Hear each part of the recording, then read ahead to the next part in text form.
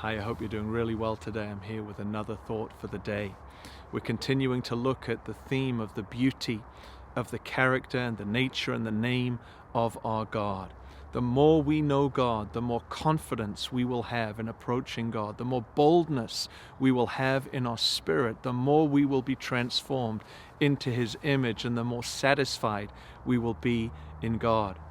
And I want to look today at a revelation of God's name that He gave His servant Moses, the very beginning of the history of the people of Israel. We all know the story how Moses encountered God when he was in the desert taking care of the flock of his father-in-law Jethro, and he had that experience with the burning bush, and he went to see why the bush didn't burn, and lo and behold, he had an encounter with the living God.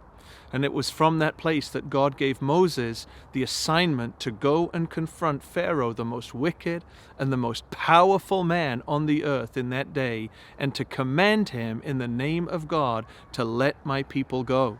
And of course, Moses wanted to have confidence to stand before Pharaoh, and so he said, God, you'd better tell me who you are. Let me know what your name is so that I can have confidence in standing before Pharaoh.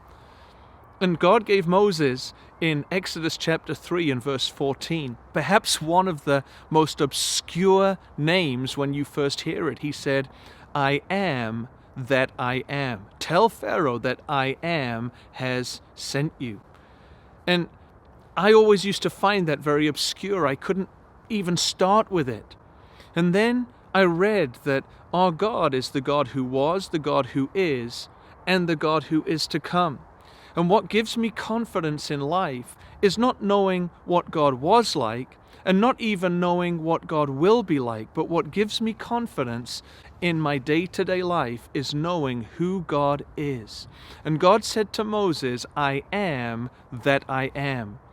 And it was the start of a progressive revelation of God that God would give Israel as He took them through the wilderness, as He took them into the promised land. He opened their eyes to understand who He is. And in every point where God revealed Himself to Israel, to His people, He was saying, I am that thing. So when God revealed Himself as the healer, He was not saying, I will heal you because it's one of the activities that I do. He was saying, I am your healer. Healing is part of who I am. When you touch me, you touch healing. I can't do anything else. In the same way that if you touch water, you touch wetness, because water in its essence is wet, so God in His essence is healing. And not just healing, because God revealed Himself to be a God who was full of grace, who was full of compassion, who was full of kindness, who was full of mercy.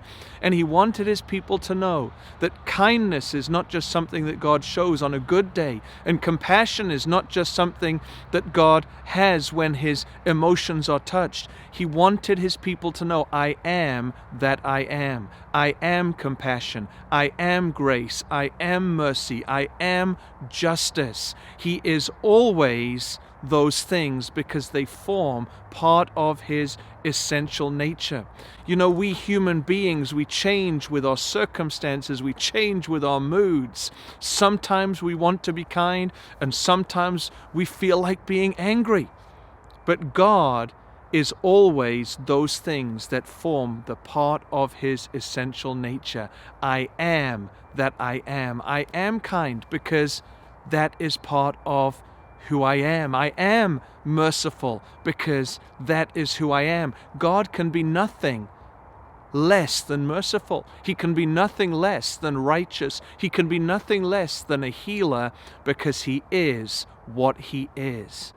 And that should give us confidence. What God was, what God will be, is what He is today.